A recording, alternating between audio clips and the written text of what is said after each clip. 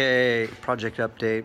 Project Barn Find 914 wide body kit is coming along. So today got the two front fenders all prepped to get TIG welded.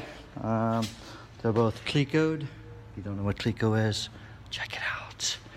So 2 days on this puppy. So this one's the left side, left rear, and it's all TIG'd, ready for a grind. And so our right rear is pretty much part of the body at this point.